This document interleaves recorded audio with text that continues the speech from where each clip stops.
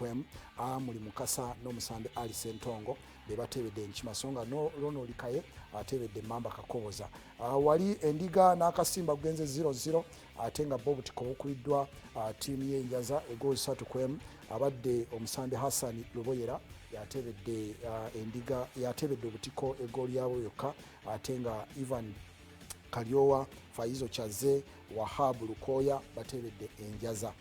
Then Embogo ekubiddwa Engabi Ensamba goole mu kubwerere abadde omusambi Bruno Bunyaga ate nga olulyo olulangira n'ensenno omupiira ogwo gwedde 0-0 anjagala obbabulira nti omutima omusajja n'engo nagwo gwedde 0-0 ate nga ekkobe erikubye empindi goole mu kubwerere abadde omusambi Samuel Sekamatte Kayongo yakupye goole eyo.